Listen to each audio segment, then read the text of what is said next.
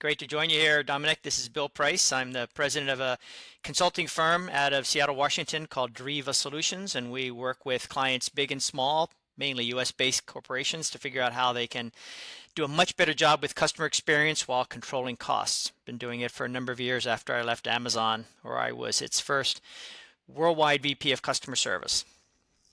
Bill, it's an absolute pleasure to have you on. You're one of my heroes. I was very moved by your first book, The Best Service is No Service. And now you'll tell me if this isn't true. I mean, I keep saying this is true, so it's true to me. You quadrupled turnover and held the customer service team level the same. Yes, yes.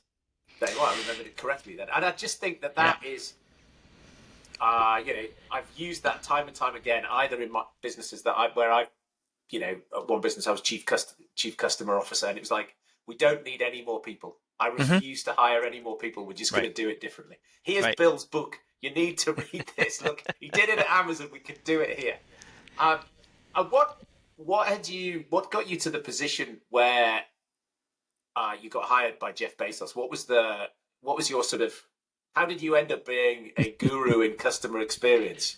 Well, I started in the customer service area with an IVR company. We were an IVR service bureau out of San Francisco, working with large companies like United Airlines, Visa, Marriott Hotels, and others to automate sort of unwanted contacts so they could focus their energies on the valuable contacts.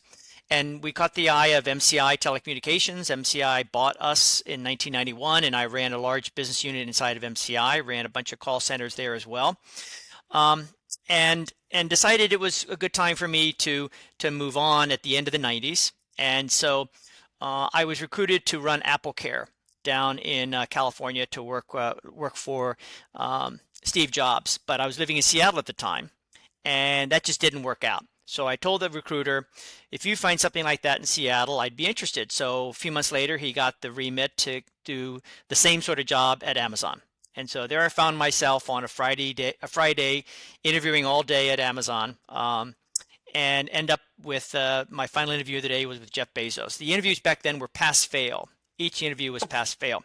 Okay. And I didn't know this. So, I mean, I'm getting passed from one executive to another. Finally get meet with Jeff at 5 p.m. And he gets a phone call on his mobile phone.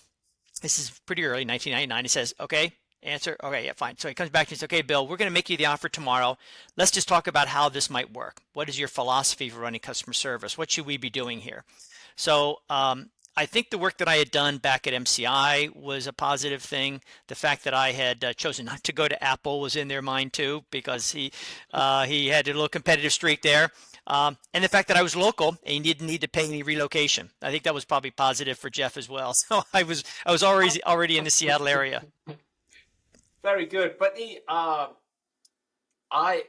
it's funny because when you say that sort of call answering software, I just hate it.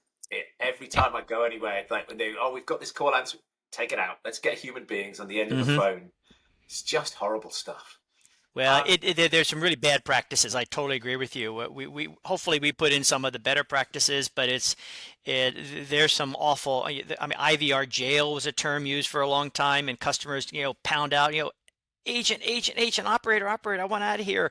And there's still some pretty bad examples out there. You see bad examples in chatbots. You see bad examples all over the place. So good UX and intelligent design is so important along the way. So we were chatting before we were recording about, how did we end up with the title of your book, The Best Service is No Service? Right. And how did that's a phrase you coined? I coined the phrase back in the 90s, back at MCI. MCI was a real feisty company competing against the conglomerate, the monopoly AT&T, and was winning business and consumer customers quite successfully in the 90s. And it did it with an attitude that said, we need to make sure we do a better job, a simpler job and a better job than AT&T. We have to earn the customer's trust. I've heard a term recently that customers need to be seen as volunteers, like employees or volunteers. So they could go anywhere. So you better just keep working with them. And one thing we came up with was finding ways at MCI to alert customers when they were on the wrong plan, for example. Yeah. And this is still a problem with a lot of telcos. But customers might have signed up, for example, for an international dialing plan because their daughter was going on a study trip to Italy. And that plan kept billing every month, even though their daughter was back.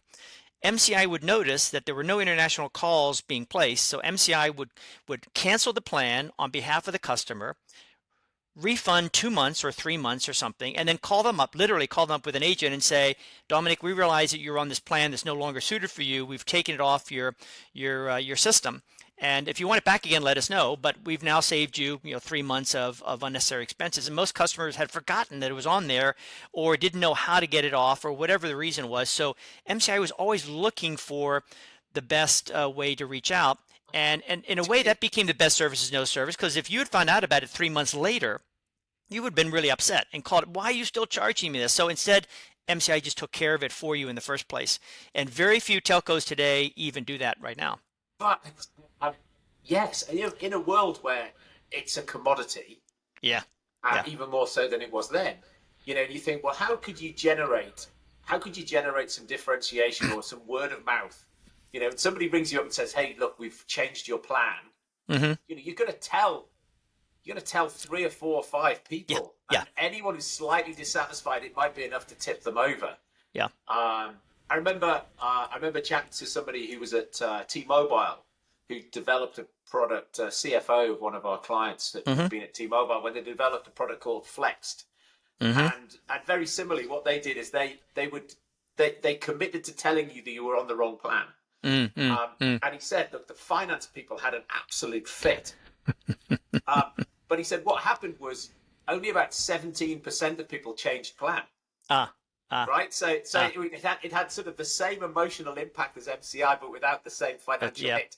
Because they just went, okay, thanks, you told me I'm being billed £2.50 a month more than I need to be. Yeah. That's not worth my time and trouble to ring you up to change the plan. Yeah, there you go. And therefore, I'm happy to stay with it, but I still feel warm and fuzzy because you've told me. Yep. Yeah.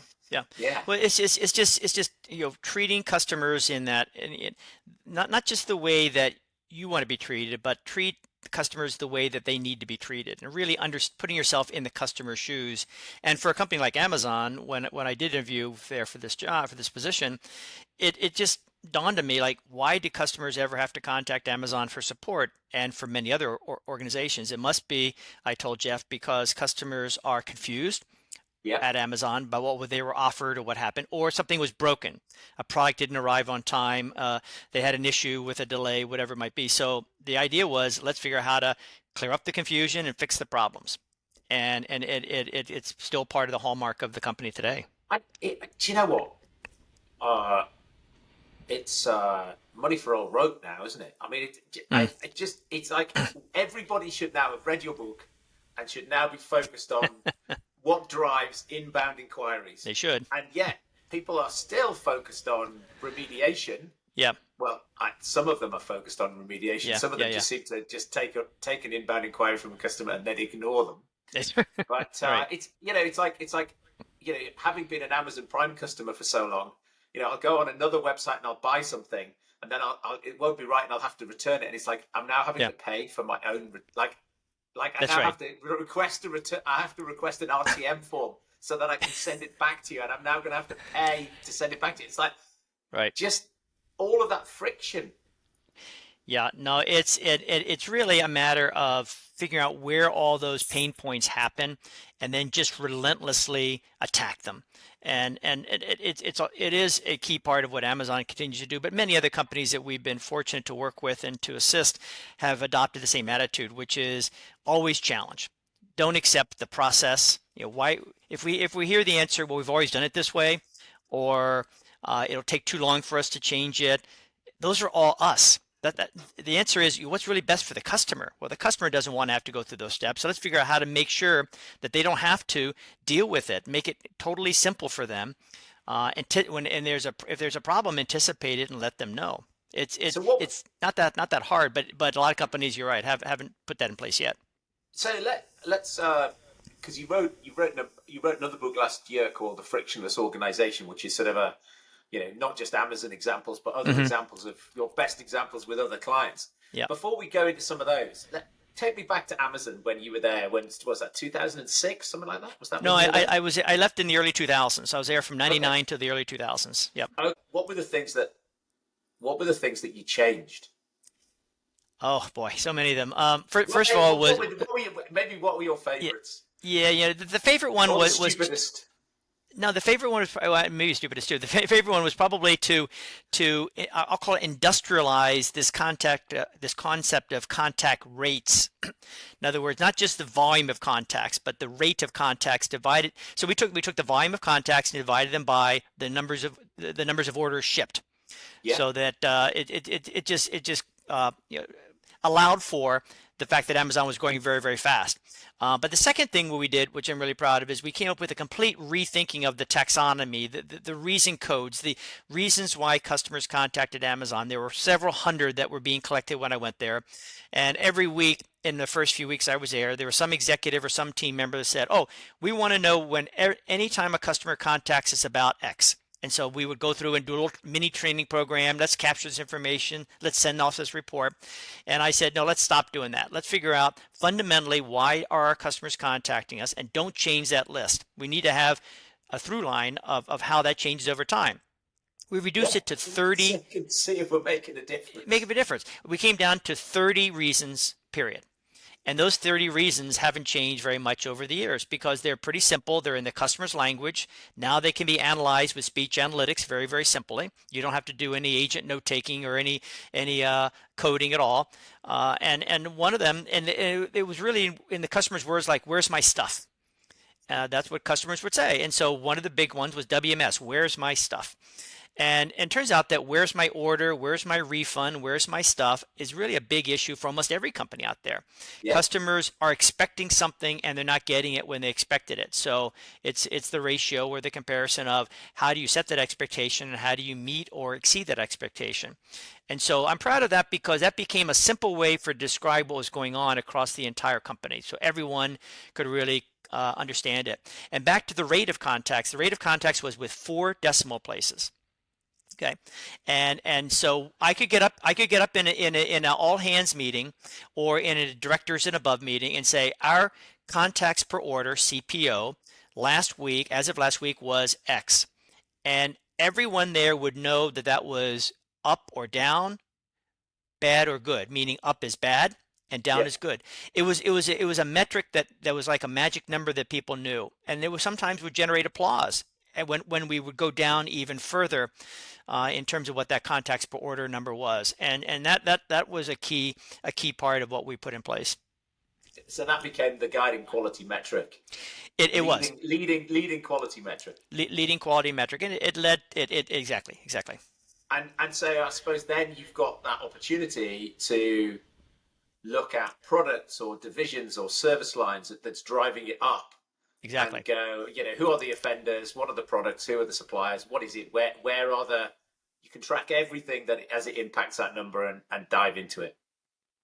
Yeah, and exactly. And then the key thing about all of that is making sure that those data and the details behind those data get to the appropriate managers or owners, as we call them, within the organization who can really do something with it. Yeah. So, for example, if the culprit seems to be that the outbound shipping from the warehouse to the consumer is late or chronically late or has certain problems, then the outbound shipping leader needs to really jump into it, and his team or her team needs to figure out what's really going on with this shipper, that shipper, this shipper, and so forth, and listen to calls, looking at recorded calls, talking to customers directly, and figuring out what's going on. And at Amazon, we actually reversed the costs from customer service to those owners of the issues Okay. internally, so Yeah. that at the end of the month, my cost basis internally was very low, only for the issues that we did not resolve ourselves. The lack of first contact resolution was my problem, but the other problems were all owned by other VPs and senior VPs within the company. And so they had to still do their day job of generating revenue or building commerce or coming up with new solutions, but they were being taxed by the customer service costs that their errors or omissions or problems caused.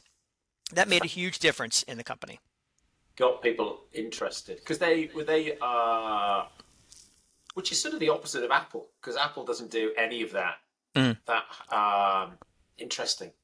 And did that then impact their? I mean, impacted their performance rating, impacted their Oh, indirectly, I'm sure it P&L. did. What it did was it put them on the spot because every Friday we would meet and go through all 30 of those reason codes, and we review whether they went up or down week over week, and that owner had to say why it went up, or why what they put in place to improve it to go down, so that we could all understand whether that was a sustainable move or just kind of a little bit of a blip. And so they were on the spot. So my team would create the report, get it to their team on Wednesday or Thursday, and then we would meet on that Friday for a couple of hours every Friday afternoon and go through reason code by reason code. And it's really a great practice. Most companies don't get to that level of detail. They look at averages, they look at overall numbers, but here you're down to the individual reasons. And if that reason is deemed to be a bad reason and one that you want to go down, you want that rate to go down, but it went up, that was not a very pretty time for that owner, because Jeff and others would say, well, what happened? Well, we put in place this new self-service tool and I guess it didn't work. Well, no, it didn't work because we have an increase in contacts. So what's your plan now to bring it back down again? And that weekly scrutiny is so important. Daily would be I, almost too frequently, I but weekly scrutiny is so important. I think the fact that you said uh, weekly scrutiny by the CEO Yeah, of that metric, right? yeah, So yeah, in lots of organizations, if that metric existed, yeah, it wouldn't be scrutinized by the CEO, yeah, yeah, yeah. right? That's customer service would report out, but the CEO would leave that detail to. Yeah, and in this case, Jeff was passionate about. He was from the very, very beginning. This whole idea, of having not just being Earth's most customer-centric company. That was something he expressed early on, which was a wonderful hyperbole, but one that he strived to do. But also the fact that he wanted to make things really simple for the customer. He knew, all of us knew, that the internet was young, it was delicate, it might not have succeeded in those early years, and trust was very important. And the key word that I've talked about on occasion is that I did not come up with, was every time a customer placed an order on Amazon, it was called a promise. That's how it was deemed within Amazon. In other words, you place the order, and then we told you it's going to arrive on Friday or it's going to arrive next Tuesday. That's our promise to you. And so we use terms like missed promise. And missed promises were missing deliveries, and missed promises Yeah. were a serious issue. And the idea of taking that promise really makes it a very personal and emotional connection. So it's not just placing an order, it's not just shipping an order. We're actually fulfilling a promise. And that term predated me and was a very important way, or important reinforcement for what we were putting in place. Okay. Very good. You said there when you were answering that question about averages, and I know when we were talking Yep. before we recorded, you said one of your pet hates is the use of averages. So Ugh. like average hold time, and Oh yeah. just it. You can have averages that are great, but if somebody's on hold for 20 minutes and the average is 30 seconds, the person who was on hold for 20 minutes is Exactly. And still pretty pissed off. they're the ones that they're if you're lucky, they're going to come leveling at you again. If you're not lucky, they're just going to leave. They're just going to say, Hmm. I'm not going to do that. And as good as metrics are, like and tools are, like Net Promoter Score, Customer Effort Score, and CSAT scores, those are also just averages. And so we've got some companies we work with now that break down their NPS to the lowest scores, the 0, 1s, and 2s. And Right. that term now has an expression. Those are deep detractors. Right. And so then they focus like a laser on the deep detractors. Even if the overall number goes up, meaning NPS is improving, they're not worried about that as much as what's going on with the deep detractors, Yes, because because it's just a math exercise. we've gone to the trouble of winning them. So there's a cost of acquisition, Yes, which is yes, always higher than the cost of saving a customer. exactly. So let's work out why. And sometimes it's because they were missold, or Right. they bought something that we did. I don't know, whatever. There's some miscommunication, but Sure, it sure. still needs to be fixed. Oh, yeah. No, no, on the surface it doesn't matter, but then you have to get down below the surface to find out what really happened. What was the driver behind that? And NPS or customer effort or other surveys that open up verbatim comments give you quite a bit of information. Most companies don't bother to look at the verbatims. They just stay at the averages. And if the average ticks up a little bit, they're happy and they move on. Yeah. And that's not the way to behave to be customer centric. You need to just ignore the averages, go down to verbatim, go, oh my God, customers are saying that about us. We better do something about it, Uh, and respond to them, because the key that's like a survey, which we'll get to later. yeah. Like, Because if you don't respond to if the company doesn't respond to a negative survey response, then the response rate continues to decline, and the loyalty or sense of disloyalty just goes up too. before we get on to responses, I remember being part of a Net Promoter forum, and I remember one of the forum members presenting her scores, and she stood up and something like, the scores she presented were, I think, 60s or something. And she said, and that excludes all of the times that sales have sold the wrong thing, and one of our delivery partners has Oh, let us down. oh And I'm like, no. well, hang on, that's not a Net Promoter score. That's, she said, well, if I include all those, it's terrible. And she said, and I can't control any of those, so I've taken them out. I'm Oh like, my Lord. ah, you are missing the point completely. Yeah. Those customers still hate you. She's like, well, I can't. Like, if BT don't deliver something, there's nothing I can do about that. I'm Oh like, yes, my. but you need to report it because Yeah. somebody can at some level. Somebody can. It's still all part of that so-called ecosystem to make it all work. You see best practice and worst practice all the time, because you don't just get hired by companies that are already amazing at customer experience. You must get hired by people who aren't very good and want to be better. We've had, interesting you say that. We have had a few that are really, really good, and their reputation is really solid, but they know in their heart of hearts that there are problems, there are cracks in the walls, and they call us in to say, where are those cracks? Can you help us fill those before it really starts to open things up? The majority of the work we do is with companies that I've used the expression they're stuck. Something is stuck. The symptoms are not good, and they're not Yeah, quite sure what's going on. And surveys are actually sometimes a good symptom for a problem, but unfortunately, surveys are just that. They're just a sample, and the reliability of a survey response, the validity, the bias that might be built into it is so suspect. The survey companies are trying harder and harder to make sure that they can remove as much of that bias as possible, and they work with their clients to figure out how to increase the response rate. But I talked to a company the other day that said their response rate is 3% for their surveys. oh, And so it is so unrepresentative that why spend any time on 3% of your customer? Now, there probably are some insights that you can take from that, especially with verbatims. Like, I'm telling you how screwed up you are because of these 6 reasons I've chronicled this yeah. way, and you can look, that could be very, very valuable. But what's happening with the other 97% is such a pregnant question to worry about, that we see. What we do see, though, jumping to an answer, is we see that AI and other forms of analytics are coming to the rescue, and they Right. can help us figure out, not just by they can listen to the customer contacts, phone calls, chat threads, all sorts of things. But they can also look at transaction history. They can look at service request or problem histories. They can look at delivery times. They can look at all sorts of things, and through big data and some really cool analytics out there, come up with basically an NPS or customer effort score throughout the entire customer experience. And it says it started with this, it went up because of some good experiences, it went down because of these other experiences, it stayed down even though you tried to do a little bit better. And so we see the advent now of these more advanced analytics to basically displace or replace what the surveys could never really do.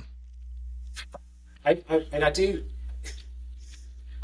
When you say 3%, it reminds me. I started working with a client, and they said, "Look at this, isn't it amazing? Our Net Promoter Score is 60."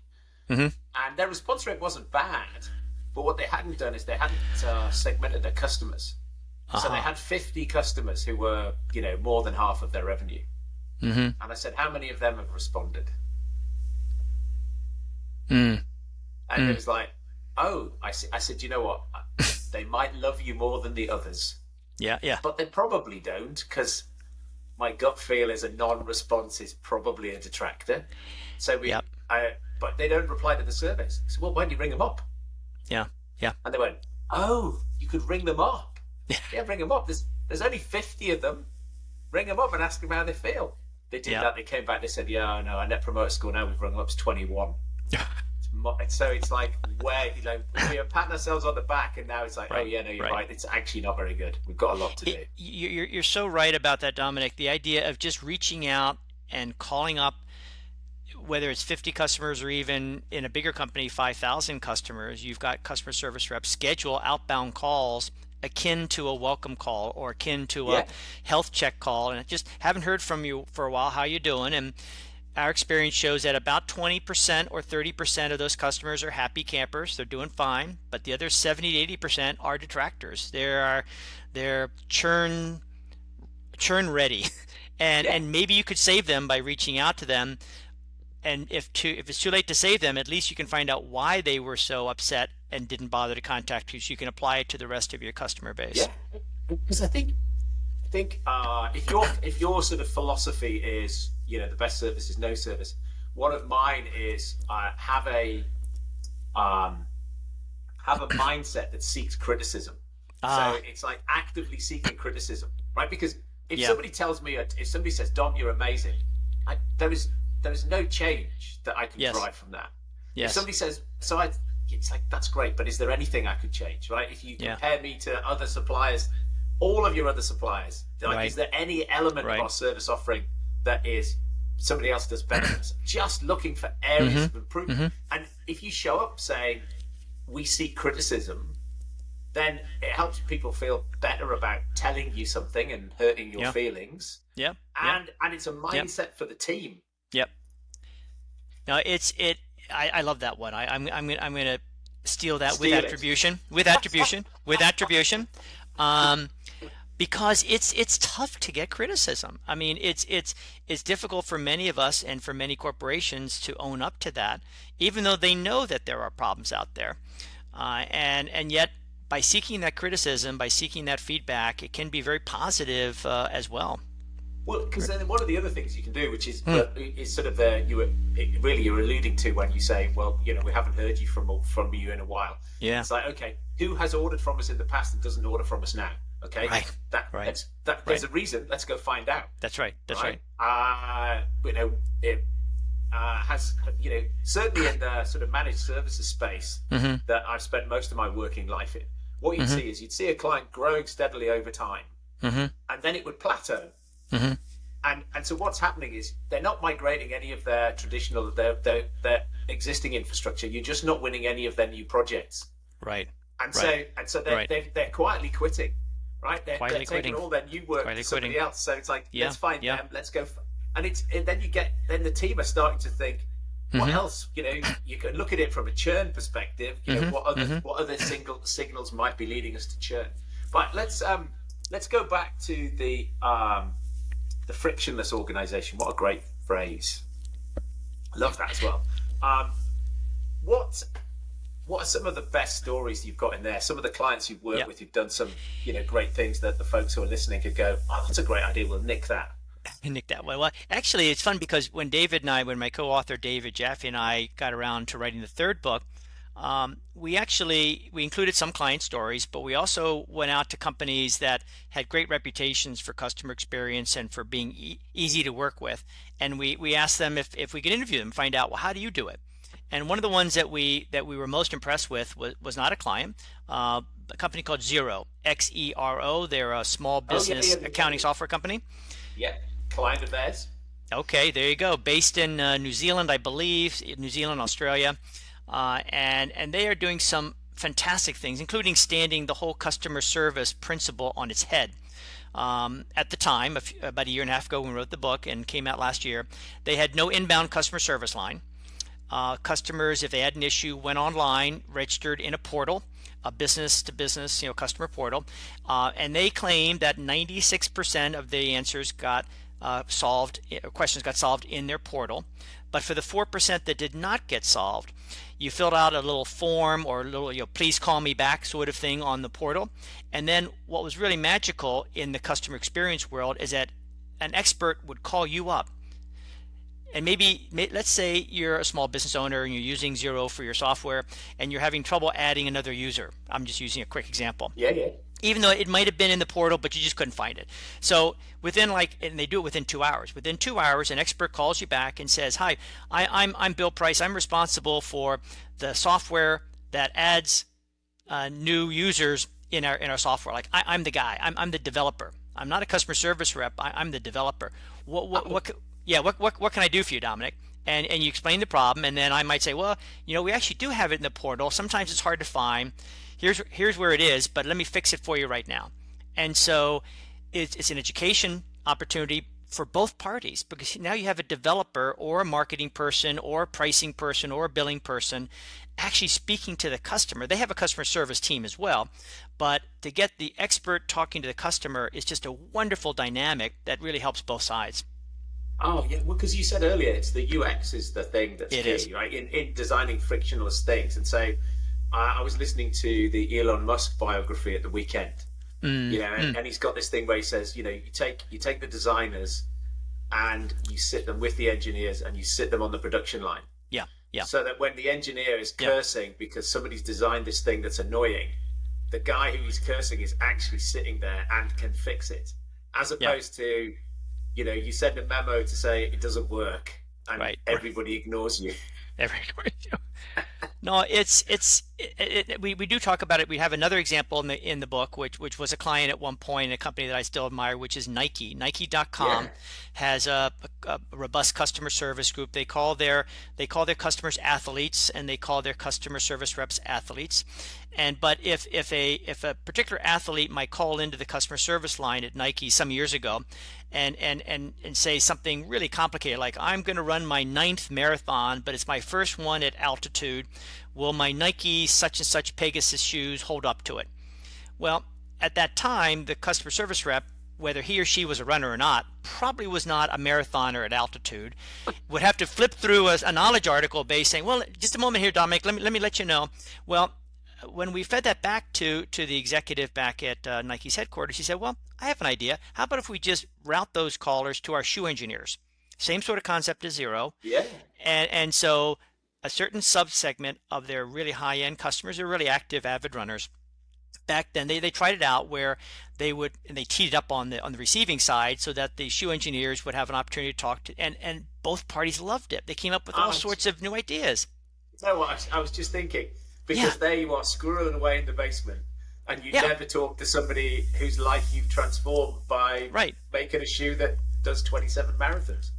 So some years later, I was at a meeting and I related the story to a group, including 2 people from Nike, and they said, "Bill, I'm the person responsible for the follow-on program to that, which is if you sign up as a Nike member, you get a chance, and it's free. You get a chance to speak to either online, usually it's online these days, to anybody in our company about anything, about the fit of a certain shoe or clothing or this device or that device." And so they actually used it, and now they've expanded to be an entire program where many of their managers and developers are able to talk to many of their customers, and it's a wonderful thing. I love that. I mean, that is the best example I have of we see criticism.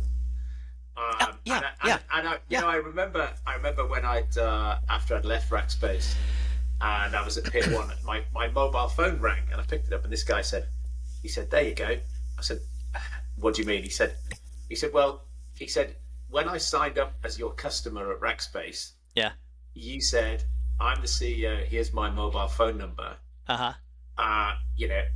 Maybe I got 10 calls in 4 years. He said, "But it's there as a comfort blanket if you need it." He said, "I've just run Rackspace and they won't let me speak to the CEO. So I thought I'd ring the ex-guy, the old guy, and see if I could speak to him. And here you are, and you've got the same number, and you picked up the phone and said hello." And so we chatted for a little while. But it was just it's just that. I think when companies start to try and protect employees from customers, because they're busy, we're starting to lose the focus on the customer. Yeah, there's some wonderful cartoons about that I sometimes trot out in presentations. One of them came from Dilbert many years ago, and the pointy hair guy would go. The Dilbert character would go to the pointy hair boss, and Dilbert was asking for budget for something, and the boss said, "Well, I need to have justification," and they go back and forth until the boss finally says to Dilbert, "I want everything from everywhere," like he wanted a huge justification. And so Dilbert goes back to the cubicle at the end and talks to his little buddy who's drinking his coffee, saying, I think we're losing our focus on the customer. And his buddy in the cubicle says, on the who? And so it's just it's everywhere, and that's a 10-year-old 15-year-old cartoon that unfortunately punctuates the problem. Is do and we ask the question, how often, and I say this specifically, how often do your executives actually listen to calls? Do they talk to customers? Do they go out and visit customers? Do they view chat threads? Do they sit down in the customer service center and have roundtables with your agents to find out what's really on their mind, but also the customer's mind? And I usually get blank stares like, we've never done that before, or we don't know how to do that, or I used to do that, but no longer. And when they Oh, do it, it is phenomenal because then they hear it and process it in a very different way. Like the shoe engineer processes it different in a way than someone in the customer service center, the athlete in the customer service center, because they're on the firing line. This is their baby, this is their job, and they can come up with ideas or come up with solutions really quickly. I, do you know what? I do exactly the same thing. I'd have a leadership team here and we're doing a strategy day. Here we are, we're planning the strategy for the organization. And I'm saying, when was the last time you spoke to a customer? And the sales director will say, I don't know, last week. It's like, yeah, but you were selling them something. And the finance director, if we exclude the times where you've rung somebody up to ask them for money, when Yeah, did you last? And yeah, HR director, never. never. Marketing director, never. Never. And it's like, we're now going to plan a strategy, which is about what's our positioning, where do we stand in the Hmm. market, what problem are we solving for our Right. customers? Nobody knows. No, no. What we like to do, we like to do workshops in the middle of our projects, or encourage our clients to do this even if we're not the consultants on site.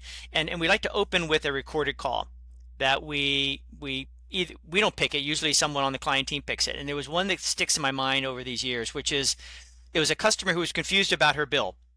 Uh-huh. And she calls up and says, I'm not sure how much I need to pay you this month. Oh, I'm so sorry that you don't understand. I'm here to help you, a little bit of authentication. The customer says, so I'm reading my bill to you, and it says, you owe us minus 37 pounds.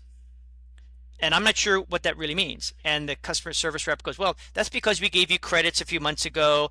They're on page 7 of the billing statement, but you don't owe us anything. Well, then she said, why does it say you owe us minus 37 pounds? So it's like a UX problem. Basically, the software had not been modified. It should have said, congratulations, you don't owe us anything. You've got a 37-pound credit. And then, of course, the next question was, how long will that credit last? Because she was a little bit befuddled by this point. Well, we played that call, and there was silence in the room. The CEO said, I've never heard this problem before. How often does this happen? And someone in customer service says, oh, I'm sorry, we hear this probably 50 or 100 times a day. And so we were asked to leave the room for a little while. But it is phenomenal how you get the right people to listen to an everyday call, and they come away with all sorts of observations and reactions and what they should do. Clearly, that was a mistake, but it caused confusion and created a contact, created friction, created a contact, and was not in keeping with the best services of service. That call shouldn't have happened at all. Well, and also these things are always symptomatic, aren't they? So like Exactly. that wasn't a one-off in that client of yours. That was like it was No, just here's just one example of many where all the time customer service are saying we get this all the time and they're just being completely ignored. they are. They are. I've got a great example for you actually. Moira Okay. Clark, who's the professor of customer experience at Henley Management College, invited me to a conference recently, and unfortunately I can't remember the lady's name from Bupa, who's a private health business in the Mm, UK, hmm. but she was showcasing some of the work that they've done, which is videos. Mm, So they mm. get customers to send them a video of what Oh. their problem is. Mm, And they are, so they used to have a program, sort of voice of the customer, where it was text only. mm-hmm. And you'd email it around and people would read it or not. But now when you've got voice Mm. of the customer, and you can take a video and you can take snippets of Oh. multiple videos and you can Mm. pull it all together, and then you can show them all the Yeah, time. So they've got this yeah, yeah, yeah. stream of information that they can push at their Yep, organization, yep, yep. which Wow. I just thought was a fantastic way to do it. They've made it really easy. I So like that. when you're in a position where you're stuck and you want to tell Bupa how you feel, you just press a button and give it to them, and then Wow.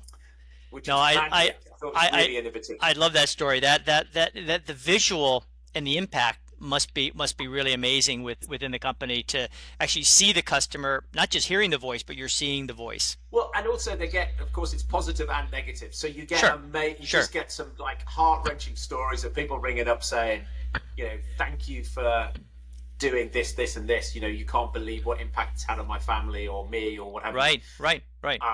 But then there's some people who are stuck or something's not working, and it's just Yeah. much easier to empathize with the video than to read the text.